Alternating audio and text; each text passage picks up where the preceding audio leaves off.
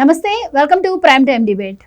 సత్యవర్ధన్ అనే దళిత యువకుడిని కిడ్నాప్ చేసిన కేసులో ఎట్టకేలకు వల్లభనేని వంశీని పోలీసులు అరెస్ట్ చేశారు. అయితే ఇప్పుడు ఆయన కృష్ణలంక పోలీసులు విచారించి తదుపరి కోర్టులో హాజరుపరుస్తారు అని చెప్పి వార్తలు వస్తున్న నేపథ్యంలో ఇది ఆంధ్రప్రదేశ్లో రెడ్ బుక్ రాజ్యాంగం నడుస్తోంది. అలాగే కక్షపూరితంగా అరెస్టులు జరుగుతున్నాయి అని చెప్పి కూడా వైసీపీకి సంబంధించినటువంటి నాయకులు స్పందిస్తున్న పరిస్థితి.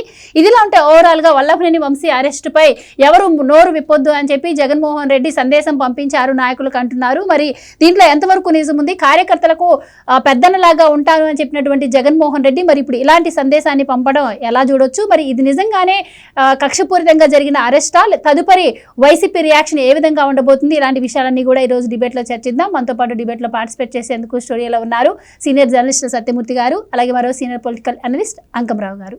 నమస్కారం సార్. నమస్కారం అండి. నమస్కారం సార్. సార్, అంకంరావు గారు, ఇప్పుడు ఎట్టకేలకు వల్లభనేని వంశీ అరెస్ట్ జరిగింది, కానీ గన్నవరం పార్టీ ఆఫీస్పై దాడి కేసులో ఆయన అరెస్ట్ జరుగుతుంది అని అందరూ ఊహించిన నేపథ్యంలో ఇప్పుడు సత్యవర్ధన్ అనే దళిత యువకుడిని కిడ్నాప్ చేశారని చెప్పి పోలీసులు అరెస్ట్ చేశారు అంటున్నారు. సో ఈ సత్యవర్ధన్ అనే వ్యక్తి నన్ను ఇబ్బంది పెట్టలేదు అని చెప్పి స్వయాన కోర్టుకి వెళ్ళి చెప్తే ఇప్పుడు వచ్చి వల్లభనేని వంశీని ఎలా అరెస్ట్ చేస్తారు? ఇది కక్షపూరితం కాక మరేంటి? కావాలనే రెడ్ బుక్ రాజ్యాంగం అని చెప్పి దాన్ని అమలు చేస్తున్నారు, అందులో భాగంగా జరిగిన అరెస్టే ఇది అని చెప్పి వైసీపీ వాళ్ళు అంటున్నారు. మీరేం చెప్తారు? కక్షపూరితం అంటే రఘురామకృష్ణరాజు గారి పుట్టినరోజు సందర్భంగా అదే రోజు ఆయన చావు రోజుగా నిర్ణయించుకోవాలని చెప్పని ఏకుంజాన్ వెళ్ళి హడావుడి చేసి ఇక్కడ ఉన్నటువంటి హైదరాబాద్ పోలీసులకు సమాచారం ఇవ్వకుండా ఎత్తికెళ్ళటం అనేది కక్షపూరితమైనటువంటి కార్యక్రమం అంటారు. అతని నియోజకవర్గంలో మూల్పూరి సాయి కళ్యాణి అనే మహిళ తెలుగుదేశం పార్టీ నాయకురాల్ని కనీసం బట్టలు మార్చుకునే అవకాశం కూడా ఇవ్వకుండా లాక్కెళ్ళటం ఉంటారు చూసారా, దాన్ని కక్షపూరితం అంటారు. అలాగే అచ్చెన్నాయుడు గారు కావచ్చు, చంద్రబాబు నాయుడు గారు కావచ్చు, అలా ఉదంతాలు చెప్పుకుంటే మన తెలుగుదేశం పార్టీ నాయకులు కావచ్చు, కూటమి నాయకులు కావచ్చు, కొన్ని వందల మంది మీద ఇలాంటి కార్యక్రమాలు చేశారు వాళ్ళు. ఇక్కడ వీళ్ళు చట్టబద్ధంగా న్యాయబద్ధంగా ముందుకెళ్తానే ఉన్నారు. కక్షపూరితం అయితే అధికారంలోకి వచ్చిన 3వ రోజే మొదలు పెట్టేవాళ్ళు కదా. ఈ మాట్లాడే వాళ్ళందరూ ఈరోజు బయటకు వచ్చి మాట్లాడే అవకాశం అయితే ఉండేది కాదు కదా. వాళ్ళకి కావాల్సిన ఆధారాలన్నీ ఉన్నాయి. ఇప్పుడు ఇతను సత్యమూర్తి గారు ఎట్టా దొరుకుతాడు అనుకుంటే ఎట్టా వచ్చి లోన కూర్చుంటానని వచ్చి కూర్చున్నట్టుంది నా చూడబోతే. ఇప్పుడు మామూలుగా సహజంగా అతని మీద కోపంగా ఉన్నారు, శ్రేణులు కోపంగా ఉన్నారు, నాయకులు కోపంగా ఉన్నారు, ప్రజలు కోపంగానే ఉన్నారు. అతని మీద శ్రేణులు విపరీతంగా కోపంగా ఉన్నారు. ఎప్పుడెప్పుడు అదుపులో తీసుకుంటారని చెప్పి ఎదురు చూస్తున్నారు. ఇంకా ఇతను అదుపులో తీసుకోవట్లేదు, న్యాయస్థానం వెలుసుబాటు ఇచ్చింది అని చెప్పని ఎదురు చూస్తూ ఉన్నారు. ఈ సందర్భంగా ఆ సత్యవర్ధన్ అనే కుర్రవాడు పెట్టినటువంటి అభియోగాన్ని దాన్ని అతని ద్వారానే తిప్పి వెనక్కి పంపిద్దామని అతను ఒక ఎత్తేస్తే ఈరోజు విధి చిత్తు చేసింది. అందుట్లో ఎలాంటి సందేహం కూడా ఏం లేదు. అతను స్వయాన అతనే తీసుకొని వచ్చి న్యాయస్థానం దగ్గర తీసుకొచ్చాడని, అక్కడి నుంచి లోనకు వాళ్ళ మనుషులు తీసుకొని వెళ్తే అతను చెప్పేసి బయటకు వచ్చిన తర్వాత అతని దగ్గర నుంచి డబ్బులు తీసుకున్నాడా, బెదిరించారా, ఏదో చేసుకొని బయటకు వెళ్ళాడనేది సాక్ష్యాధారాలతో ఈరోజు కనపడిన తర్వాత అతని తల్లి, తమ్ముడు ఇతను కనపట్టలేదని చెప్పని కృష్ణలంక పోలీస్ స్టేషన్లో ఫిర్యాదు చేసిన తర్వాత అతన్ని విశాఖపట్నంలో అదుపులో తీసుకున్నప్పుడు నన్ను ఇలా బెదిరించాడని చెప్పి అతను సాక్ష్యం ఇచ్చిన తర్వాత ఇప్పుడు ఇతను అదుపులో తీసుకోవడం కూడా జరిగింది. అంతే తప్ప ఇతను ఏదో ఇప్పుడిప్పుడుగా అదుపులో తీసుకోలేదు. దీనికి సంబంధించినంత వరకు ఒకసారి కనుక మనం గతాన్ని కనుక ఒకసారి పరిశీలిస్తే ఆ నియోజకవర్గం ఒకసారి కనుక మనం గుర్తు చేసుకుంటే సత్యమూర్తి గారు మొట్టమొదటి కూడా కాంగ్రెస్ పార్టీ పుట్టినప్పటి నుంచి కూడా అక్కడ ప్రతిపక్ష పాత్ర చాలా పెద్ద ఎత్తున విజయం చేకూర్చినటువంటి నియోజకవర్గం అది. కాంగ్రెస్ పార్టీ వ్యతిరేకంగా ఉన్నటువంటి నియోజకవర్గం. ఇతను తీసుకుంటే 2014లో తెలుగుదేశం పార్టీ తరఫున గెలిచాడు. 2019లో 151 స్థానాలు వైఎస్ఆర్సీపీ పార్టీకి వచ్చినా ఇతను గన్నవరం నుంచి గెలిపించినటువంటి ప్రదేశం తెలుగుదేశం పార్టీ ప్రదేశం. అంటే అక్కడ తెలుగుదేశం పార్టీకి అంత 2009లో కూడా గెలిచాడు కదా. అవును, దాసరి బలవర్ధన్ రావు గారు అప్పుడు వైఎస్ రాజశేఖర రెడ్డి గెలిచాడు కదా. అంటే అంతటి నియోజకవర్గం, అంటే యాంటీ కాంగ్రెస్కి ఉన్నటువంటి నియోజకవర్గంలో తెలుగుదేశం పార్టీకి అవకాశం ఇస్తే 2 పర్యాయాలు గెలిచిన వ్యక్తి ఇంత ప్రజాదరణ వచ్చిన జగన్మోహన్ రెడ్డి కాదని నన్ను గెలిపించారనే ఆలోచన లేకుండా పార్టీ మారాడు.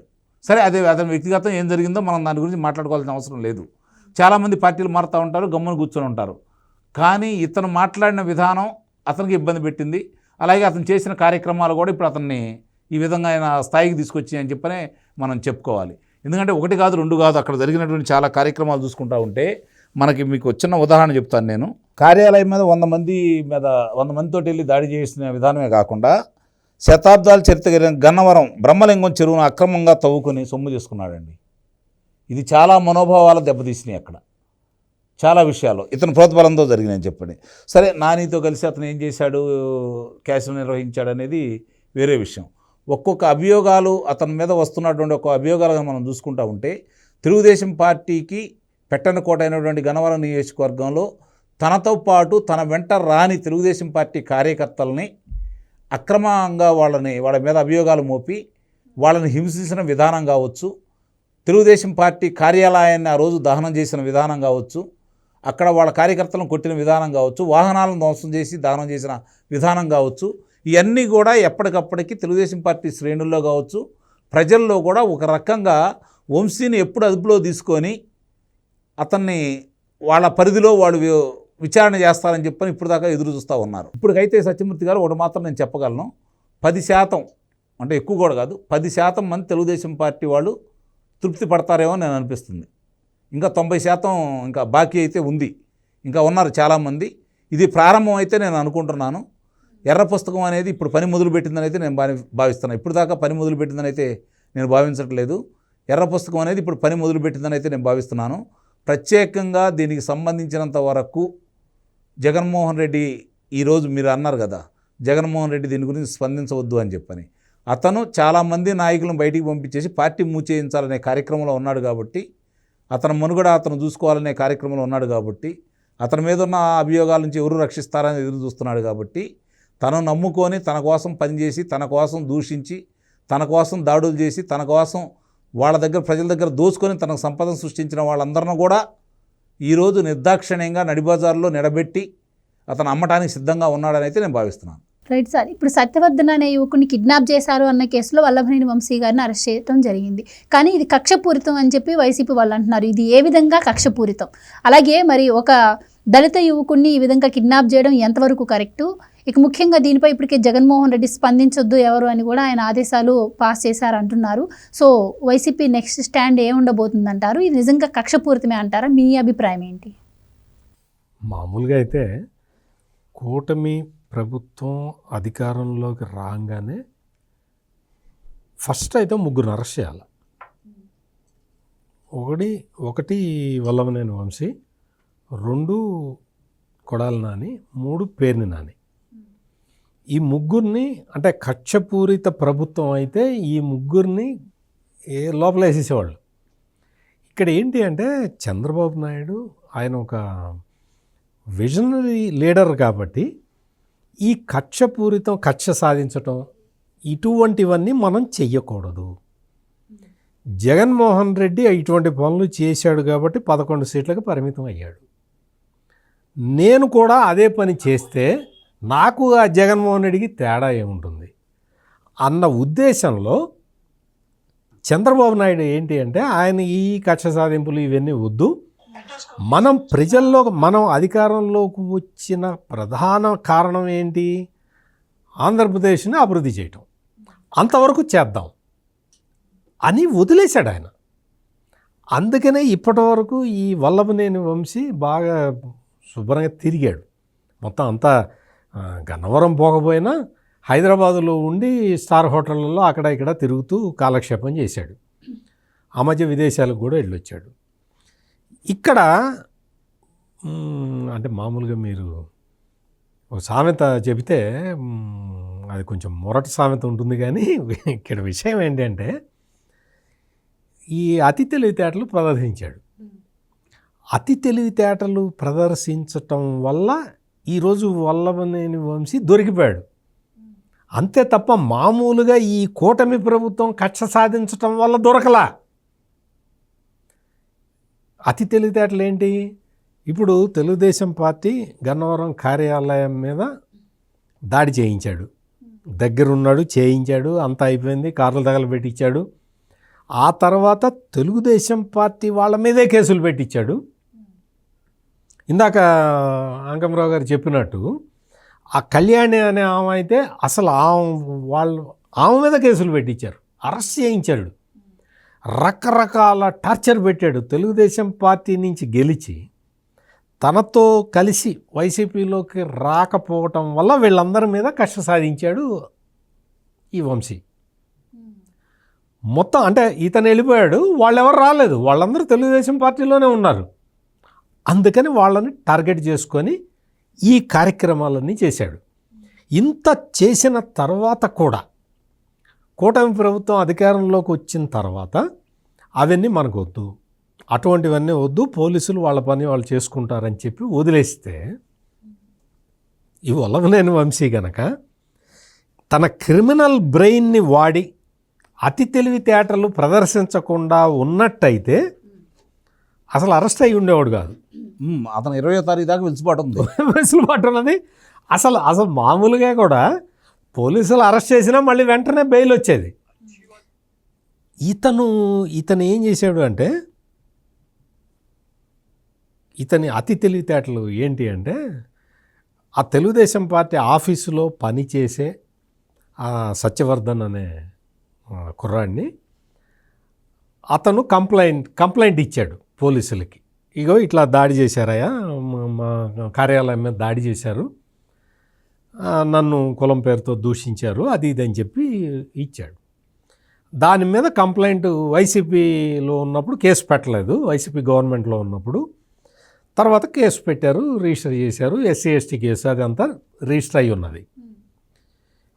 ఈ వంశీ దాన్ని వదిలేయాలి కదా, వదిలేసి మామూలుగా ఉన్నట్టయితే సరిపోయేది. కానీ ఇతని బేసిక్ నేచరే క్రిమినల్. ఆ క్రిమినల్ మనస్తత్వంతో ఏం చేశాడు అంటే, ఆ సత్యవర్ధన్ని తీసుకొచ్చి అతనితోటి కంప్లైంట్ విత్డ్రా చేయించేలాగా కిడ్నాప్ చేసి తీసుకెళ్ళి అంతా చేశాడు. ఆ కంప్లైంట్ విత్డ్రా చేయగానే కొంతమంది మేధావులు బయటకు వచ్చేసి తెలుగుదేశం విఫలమైపోయింది, ఫెయిల్ అయిపోయింది, తెలుగుదేశం పార్టీకి అసలు లోపల ఏం జరుగుతుందో వాళ్ళకి తెలియదు, తెలుగుదేశం పార్టీ ఆ కార్యకర్త మొత్తం విత్డ్రా చేస్తూ ఉంటే తెలుగుదేశం పార్టీ నాయకులకి ఏం తెలియలేదు, అది ఇది అని చెప్పి రకరకాలుగా కామెంట్లు చేసుకున్నారు. ముందర కిడ్నాప్ అని తెలియదు, ఎవరికి తెలియదు కదా. అతను విత్డ్రా చేసుకున్నాడు, కంప్లైంట్ విత్డ్రా చేసుకున్నాడు, తెలుగుదేశానికి షాక్ అని చెప్పి ఈ జగన్కి సంబంధించిన మీడియా హెడ్లైన్లు పెట్టి వేసుకున్నది. తెలుగుదేశం పార్టీకి బిగ్ షాక్, అసలు కంప్లైంట్ ఉపసంహరించుకున్న ఫిర్యాదుదారుడు అసలు కేసే లేదు, గన్నవరం తెలుగుదేశం పార్టీ ఆఫీస్ మీద దాడే జరగలేదు అని మొదలుపెట్టారు ఈ మేధావులందరూ. ఈ జగన్ అనుకూల మీడియా అంతా మొదలుపెట్టింది. ఆ తర్వాత అర్థం కాల, నిజంగా కూడా తెలుగుదేశం పార్టీ ఇవి ఫాలోఅప్ చేయట్లే. వాళ్ళు ఎందుకు విత్డ్రా చేశాడు, ఎందుకు విత్డ్రా చేసుకున్నాడని వాళ్ళు అనుకున్నారు. పోలీసులు అట్లా ఊరుకోరు కదా. పోలీసులు ఏం చేశారు అంటే, అసలు ఏంటి కంప్లైంట్ అతనే ఇచ్చాడు కదా, సడన్గా ఎందుకు విత్డ్రా చేసుకున్నాడు అని చెప్పి వాళ్ళు మామూలుగా పోలీసు ఇన్వెస్టిగేషన్ లెవెల్లో వాళ్ళు చేస్తే అతన్ని వంశీ కిడ్నాప్ చేసి తీసుకెళ్ళాడు. కిడ్నాప్ చేసి తీసుకెళ్ళి అతన్ని విత్డ్రా చేయించాడు. కంప్లైంట్ నేను విత్డ్రా చేసుకుంటున్నాను, ఆ రోజు అసలు దాడి జరగలేదు, అది ఇది అని చెప్పి చెప్పించాడు అతనితో. చెప్పించిన తర్వాత ఇంకా మొత్తం టోటల్ కేసు కొలాప్స్ అయిపోతుంది కదా. సో పోలీసులు ఏం ఆలోచించారంటే, అసలు వీళ్ళు కరెక్ట్గా ఎందుకు ఇట్లా చెప్పాడు అని చెప్పి ఇన్వెస్టిగేట్ చేస్తే వల్లభనేని వంశీ అతన్ని కిడ్నాప్ చేసి తీసుకెళ్ళి బెదిరించి చంపేస్తామని బెదిరించటం వల్ల అతను విత్డ్రా చేసుకున్నాడు కేసు. అతను కేసు విత్డ్రా చేసుకునే సమయంలో, అంటే ఆ SC ST atrocities case withdraw చేసుకునే ఆ కోర్టు దగ్గర కూడా వంశీ ఉన్నాడు అనేది పోలీసుల విచారణలో చాలా స్పష్టంగా అర్థమైపోయింది. వెంటనే వచ్చారు పోలీసులు, హైదరాబాద్ వెళ్ళిపోయారు. అక్కడ విజయవాడ పటమటలో కేసు బుక్ చేశారు, హైదరాబాద్ వెళ్ళారు, తీసుకొచ్చారు. అంటే ఇంత డీటెయిల్గా ఎందుకు చెప్పాను అంటే, ఈ క్రిమినల్ బుర్ర వాడకుండా వంశీ ఆ కేసును వదిలేసినట్టయితే మామూలుగా అరెస్ట్ అయ్యేవాడో కాదు కూడా చెప్పలేం మనం. ఎందుకంటే పోలీసుల మీద ప్రభుత్వం ఏ విధమైన ఒత్తిడి తేవటం లేదు.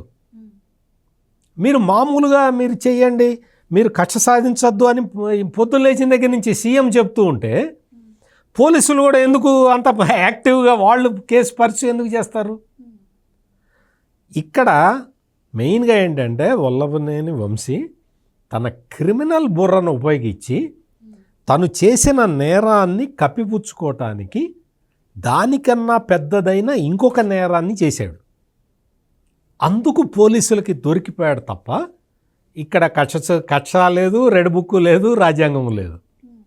ఈ రెడ్ బుక్ రాజ్యాంగం అయితే అధికారంలోకి వచ్చిన కరెక్ట్గా 25 గంటలో అరెస్ట్ చేయాల్సి.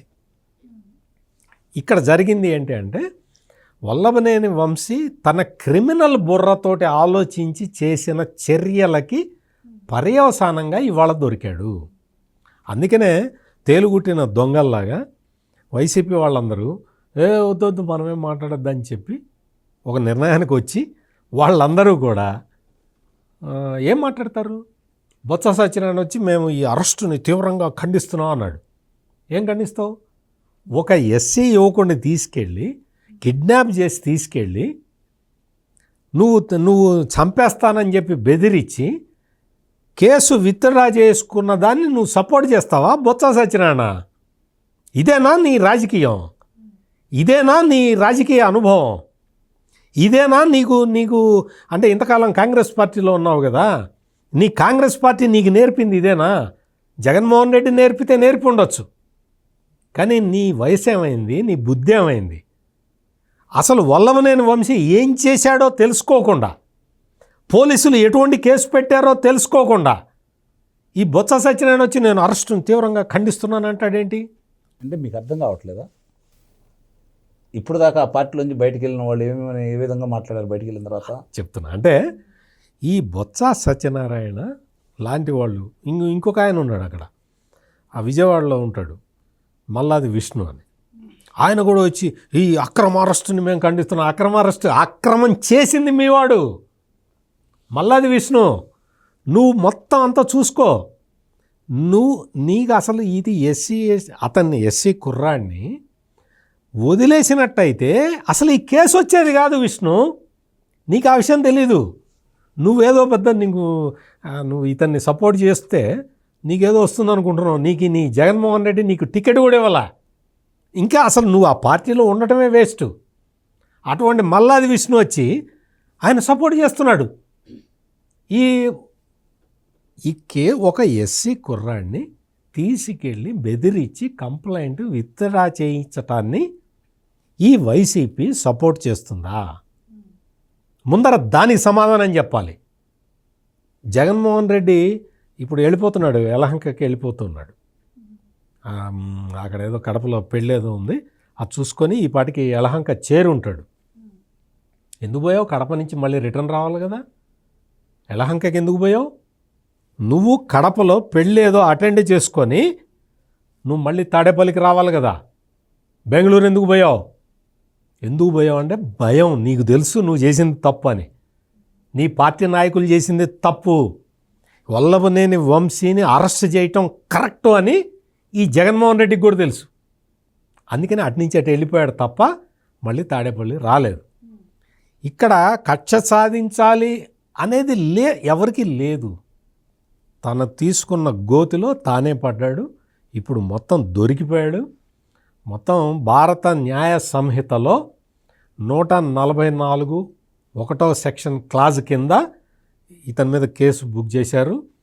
అది దాదాపు చాలా పెద్ద సీరియస్ ఎఫ్ఐఆర్, అది పెద్ద సెక్షన్, అది లైఫ్ ఇంప్రిజన్మెంట్ కూడా పడుతుంది. అటువంటి సీరియస్ నేరం ఇది.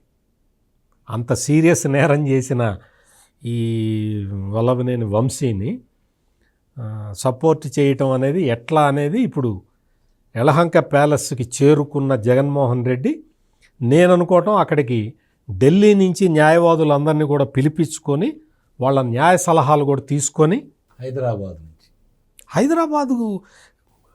కదా అక్కడ చూస్తుంది నిరంజన్ రెడ్డి ఆధ్వర్యంలోనే కరెక్ట్. అంటే హైదరాబాద్ నుంచి కొంతమంది వస్తారు, ఢిల్లీ నుంచి ఇంకా పెద్దవాళ్ళు ఉన్నారు, వాళ్ళు కూడా వస్తారు. అంటే భారత న్యాయ సంహిత గురించి చాలామందికి తెలియదు కదా.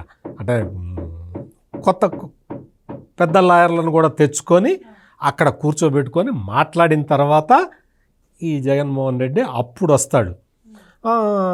చంద్రబాబు నాయుడు కక్ష సాధిస్తున్నాడని ఏదో స్టేట్మెంట్ ఇస్తాడు. ఇవ్వబోయే ముందర నాదొకటే చిన్న రిక్వెస్ట్, వంశీ ఏం చేశాడో కొంచెం తెలుసుకొని మాట్లాడు జగన్మోహన్ రెడ్డి.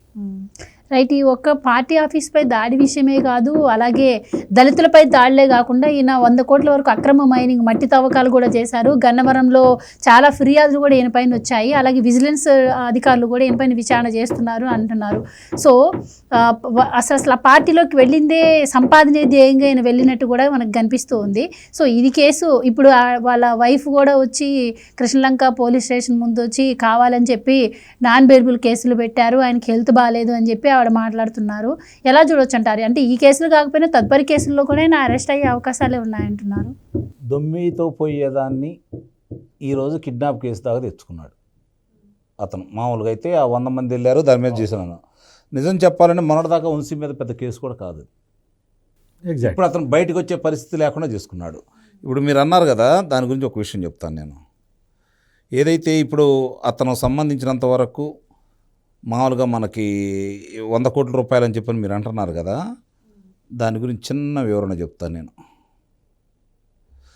బావులపాడు మండలం మల్లపల్లిలో 100 ఎకరాలు, బావులపాడు మండలం మల్లపల్లిలో 100 ఎకరాలు, గన్నవరం మండలం సూరంపల్లి కొండపాడులో 100 ఎకరాలు, ముస్తాఫాబాద్లో 80 ఎకరాలు అక్రమ గ్రావెల్ తవ్వకాల ద్వారా సుమారు 300 కోట్ల రూపాయలు సంపాదించాడని చెప్పని అతని మీద ఉన్నటువంటి అభియోగం.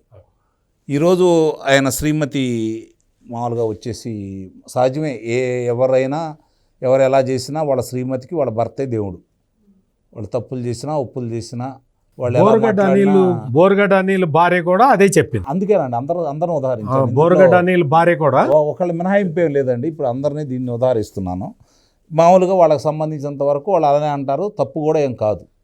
అది భారతదేశంలో మహిళలకు ఉన్నటువంటి యొక్క శక్తియుక్తులు అలాంటివి. వాళ్ళ మీద ఉన్న అపార గౌరవం రావడానికి కూడా కారణం కూడా అది. ఎందుకంటే రావణాసుడి కాడి నుంచి చూసుకుంటున్నా, ఇప్పుడు వంశీ దాకా చూసుకున్న చాలామందిని వాళ్ళు ఏం చేసినా కూడా వాళ్ళ కళ్ళకి వాళ్ళు రౌండ్లానే కనపడతారు. అందుట్లో ఎలాంటి సందేహం కూడా ఏం లేదు. జరుగుతున్న విషయాలు అతని యొక్క రాజకీయ జీవితాన్ని కనుక ఇందాక మీరు అన్నారు కదా, తెలుగుదేశం పార్టీ గురించి ఒకసారి మాట్లాడుకోవాలి అంటే, తెలుగుదేశం పార్టీకి సంబంధించినంత వరకు 2 పర్యాయాలు గెలిచిన వ్యక్తి, మనం ఇంత వ్యతిరేకంలో కూడా మనం గెలిచాము. ఎట్టి పరిస్థితుల్లో కూడా ఈ తెలుగుదేశం పార్టీ స్థానం మనం అధికారంలో లేకపోయినా ప్రజాప్రతినిధిగా ఉంటామన్న చిన్న ఆలోచన వచ్చినట్టయితే అతను, నేను తెలుగుదేశం పార్టీ నుంచే వచ్చాను, నేను తెలుగుదేశం పార్టీలో ఉండాలని కోరిక కనుక అతనికి ఉన్నట్టయితే ఇప్పటికీ అతను కొనసాగుతూ ఉండేవాడు. వచ్చే నష్టం అయితే ఉండేదేం కాదు. ఇదే ఆధిక్యత అతనికి కూడా వచ్చేది. అందుట్లో ఎలాంటి సందేహం కూడా ఏమి లేదు. మరి అలాంటిది అతను ఎందుకు తప్పతడిగేశాడు అంటే స్వార్థం.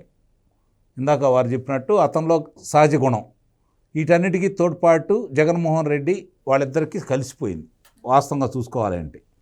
అది మిగిలిన వాళ్ళకి ఎందుకు రాలేదు, ఇతనికి ఎందుకు వచ్చిందని చెప్పి కనుక ఒకసారి కనుక మనం ఆలోచించుకుంటూ ఉంటే సహజ గుణంతో వచ్చినటువంటి లక్షణాలు ఇవన్నీ కూడా. అతను ఒక నాయకుడిగా ఇక్కడ గమనించుకోవాల్సింది ఏంటంటే 2009లో అప్పటికి గెలిచినటువంటి ఎవరైతే ఉన్నారో దాసరి బాలవర్ధన్ రావు గారిని కాదని ఇతనికి స్థానం ఇవ్వడం కూడా జరిగింది.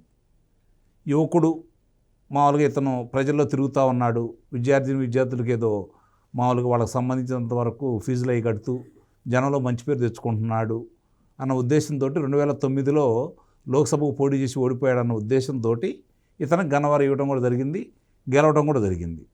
చాలామంది రాజకీయాలకు వచ్చిన వాళ్ళు తను చనిపోయిన తర్వాత కూడా నేను చేసిన మంచి పనులు ప్రజలు చెప్పుకోవాలనుకుంటే ఆ పరిస్థితులు వేరు, వాడు చేసే కార్యక్రమాలు వేరు. కానీ నేను ఉండని రోజులు నా మాటే వెదవాక్క ఉండాలి, నాకు ఎదురు తిరగకూడదు, నాకు సంపాదనే కావాలనుకుంటే ఇలాంటివి ఎదురవుతూ ఉంటాయి. ఇప్పుడు మంచి వ్యక్తితోటి సాన్నిహిత్యం ఉందనుకోండి, ప్రశాంతంగా నిద్రపోతారు, ఆరోగ్యంగా ఉంటారు, కుటుంబ సభ్యులు కూడా ఎలాంటి ఆందోళన కాకుండా ప్రశాంతంగా ఉంటారు.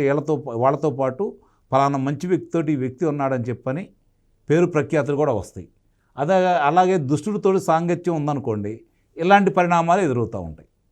ఇదే వల్లభనేని వంశీ మూర్తి గారు మీకు ప్రత్యేకంగా చెప్పాల్సిన పనేం లేదు. గతంలో ఏమన్నాడు, అన్నం తినేవాడు ఎవడైనా సరే జగన్మోహన్ రెడ్డికి సపోర్ట్ చేస్తాడా అని మాట్లాడాడు. అతని నేర చరిత్ర అతని గురించి తెలిసిన తర్వాత అని చెప్పని మాట్లాడిన వ్యక్తి ఇదే వంశీ.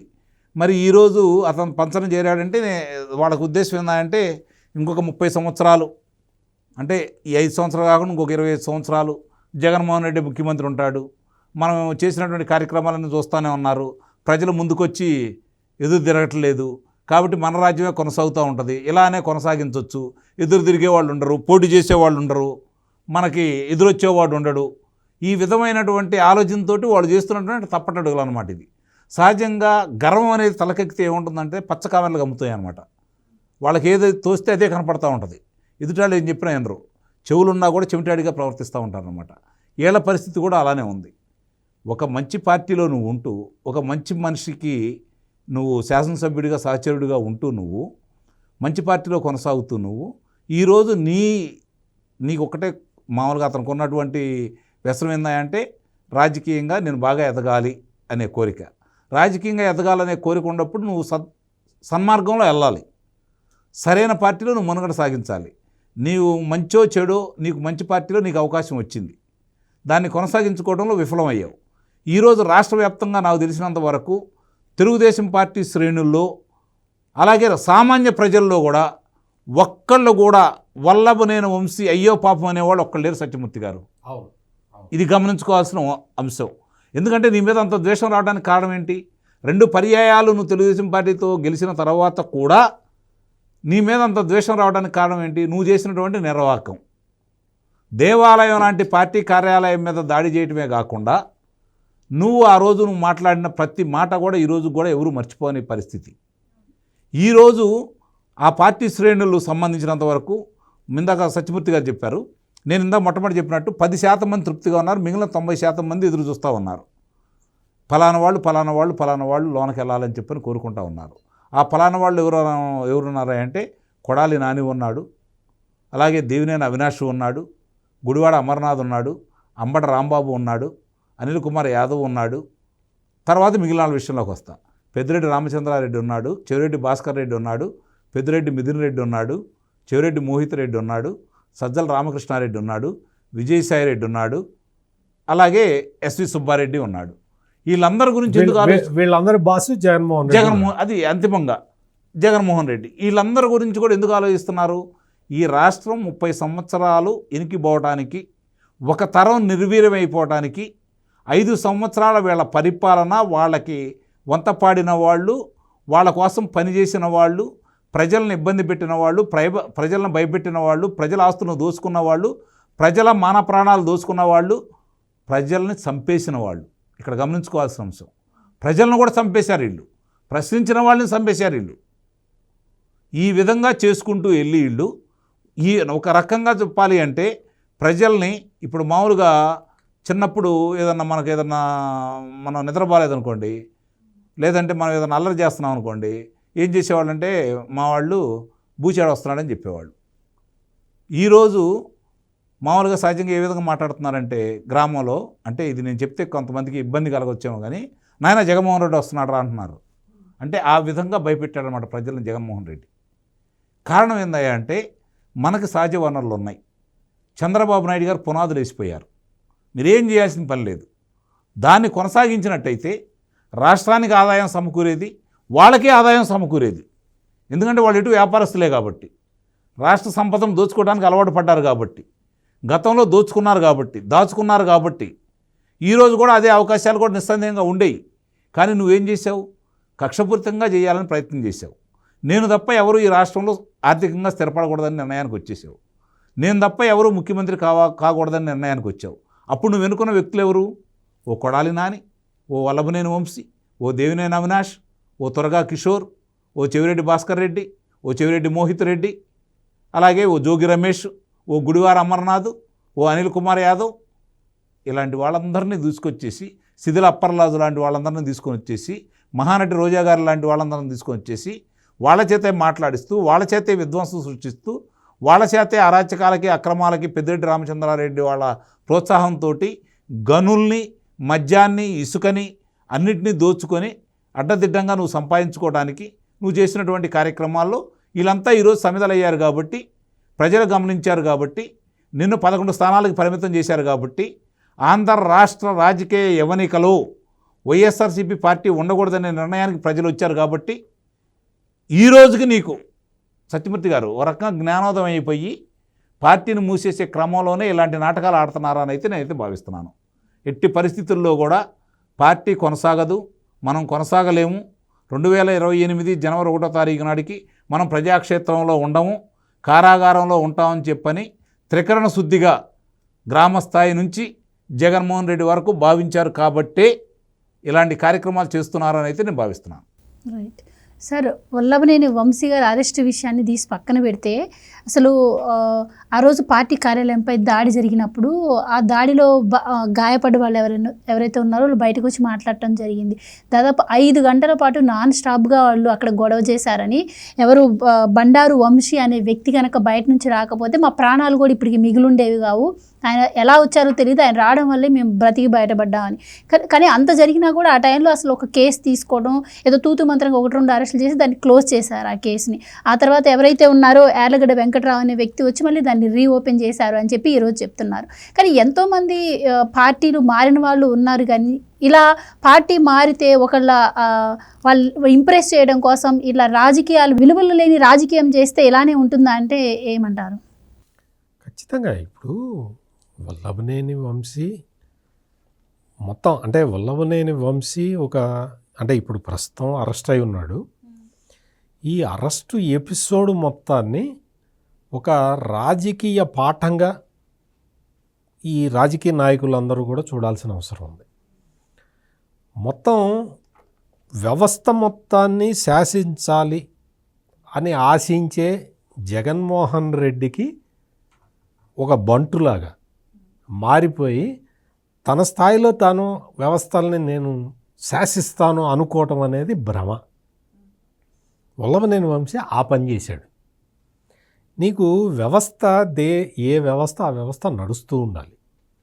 నువ్వు అక్రమాలు చేస్తావు, దోచుకో, పక్కకు జరుగు. అంతేగాని ఇక్కడ ఏంటి వంశీ ఏం చేశాడంటే, నేను దోచుకోవడం కాకుండా మొత్తం పక్కన వాడిని నాశనం చేస్తానని మొదలుపెట్టాడు.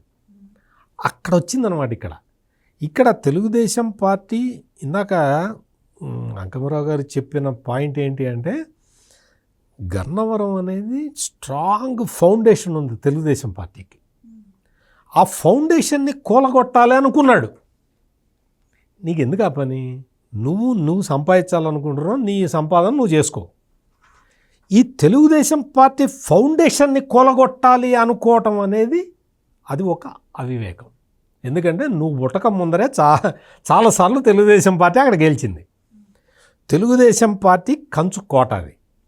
అటువంటి చోట నువ్వు ఆ పునాదుల్ని ఎంత పెకలించి వేద్దామన్న ప్లాన్ వేయటం వల్ల, అంటే దురాశ దుఃఖమునకు చేటు అనే సామెత కరెక్ట్గా ఈ వంశీకి యాప్ట్గా సూట్ అవుతుంది. ఇక్కడ తెలుగుదేశం పార్టీ మొత్తం తెలుగుదేశం పార్టీని కోకటి వేళ్లతో సహా పెకలించి వేద్దాం అన్న ప్లాను వికటించి ఈ రోజున జైల్లో కూర్చున్నాడు. ఈ సందర్భంగా వల్లభనేని వంశీ భార్య వచ్చి ఆమెదో చాలా విషయాలు చెప్తూ ఉన్నారు. ఆవేదనలో భర్త అరెస్ట్ అయ్యి ఉన్నాడు అన్న ఆవేదనలో ఆమె చెప్తున్న మాటల్ని మనం కూడా ఒకసారి పరిశీలిస్తే, అమ్మ, నీ భర్త ఈ రోజున అరెస్ట్ అయ్యి జైల్లో ఉంటే నువ్వు ఎంత బాధపడుతున్నావు? ఇంతకన్నా 100 రెట్లు ఎక్కువ కొన్ని వేల మంది బాధపడ్డారు. అక్కడ దాకా కాదండి సత్యమూర్తి ఆ రోజుల్లో. అక్కడ కాదు, కడప నుంచి వచ్చి గన్నవరం విమానాశ్రయం నుంచి బయటకు వచ్చి మాధవిరెడ్డి గారు అక్కడ ఉన్నటువంటి ఫ్లెక్సీలు చూసి మాట్లాడినందుకు ఆమె మీద చేసినటువంటి దాడి అలాంటిది. ఆమె ఒక మహిళ కదా, ఒక మహిళా నేత కదా, ఎగ్జాక్ట్లీ ఆమె మహిళ కదా, ఆ రోజు స్పందించకూడదా? ముల్పూర్ కళ్యాణి ఇందాక చెప్పారు. అసలు ఆమెని పెట్టిన టార్చరు, తను వంశీ పెట్టిన టార్చరు, అంటే ఇటువంటి సంఘటనలన్నీ జరిగినప్పుడు వల్లభనేని వంశీ భార్య ఎక్కడున్నారో ఏం చేస్తున్నారో మనకి తెలియదు. కానీ మహిళలు, ఎంతోమంది మహిళలు ఎంతోమంది గంజాయి అడ్డాగా మారిపోయిన గన్నవరంలో ఎంతోమంది మహిళలు ఇబ్బంది పడ్డారు. ఆ రోజున కేవలం నీ భర్త సంపాదన మాత్రమే నీకు కనిపించింది, బాధితుల ఆక్రందనలు నీకు వినపడలేదు. ఈ రోజున వంశీ అరెస్ట్ అయ్యాడు కాబట్టి నువ్వు వచ్చి నువ్వు రకరకాలుగా చెప్తూ ఉన్నావు. చెప్పు, నువ్వు బాధలో ఉన్నావు, నువ్వు చెప్పుకో. కానీ నువ్వు అంతకు ముందర జరిగిన విషయాల్ని కూడా ఒక్కసారి అవలోకన చేసుకొని నీ భర్త చేసింది ఏంటి, సాటి ఆడదానికి నీ భర్త చేసింది ఏంటి, ఎంత ఇబ్బంది పెట్టాడు, రాజకీయంగా ఎంత అగ్రెసివ్గా వెళ్ళిపోయి పక్క పార్టీలను ఎట్లా నాశనం చేయడానికి ప్రయత్నం చేశాడు. ఓకే, రాజకీయ పొలిటికల్ గేమ్ ఆడుకున్నాడా, ఆడుకొని, కానీ గ్రానైట్ అమ్ముకోవటం ఏంటి, మైనింగ్, అక్రమ మైనింగు, ఎర్రమట్టి అమ్ముకోవటం ఏంటి, ఇటువంటివన్నీ ప్రకృతి వనరులను కూడా దోచుకొని సంస్కృతిని నాశనం చేసి క్యాసినోలు పెట్టి ఇటువంటి రకరకాల కార్యక్రమాలు చేసి వేల కోట్లు, లక్షల కోట్లు, ఎన్ని కోట్లు సంపాదించారో అవన్నీ చూసుకున్నప్పుడు నువ్వు ఆనందపడి ఉంటావు కదమ్మా. ఈ రోజున మరి అరెస్ట్ కాగానే నీకు నొప్పి తెలిసిందా? ఈ నొప్పిని చాలామంది, వేలాది మంది అక్కడ ప్రజలు అనుభవించారు నీ భర్త చేతుల్లో. ఆ ఒక్కటి గుర్తు చేయటమే నా ఉద్దేశం తప్ప ఆమెను కించపరచడం నా ఉద్దేశం కాదు. నాకు అసలు అటువంటి అభిప్రాయం కూడా లేదు. వల్లభనేని వంశీ ఎవ్వరి కుట్రలకి బలికాలే, తన క్రిమినల్ తెలివితేటలతోటి తన గొయ్యి తానే తీసుకున్నాడు. అతి తెలివిగా ఆలోచించి తన గొయ్యిని తానే తీసుకొని ఇప్పుడు ఒక సీరియస్ సెక్షన్స్లో ఇరుక్కుపోయాడు. భారత న్యాయ సంహితలో చాలా సీరియస్ సెక్షన్లు అతని మీద పెట్టారు పోలీసులు.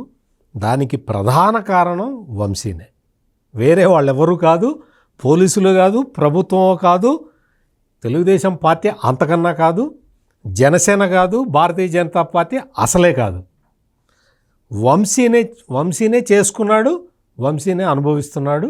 ఇప్పుడు జరుగుతున్నదంతా కూడా వంశీ చేసుకున్న నిర్వాకమే తప్ప వేరే వాళ్ళ ప్రమేయం ఇందులో ఏమాత్రం లేదు.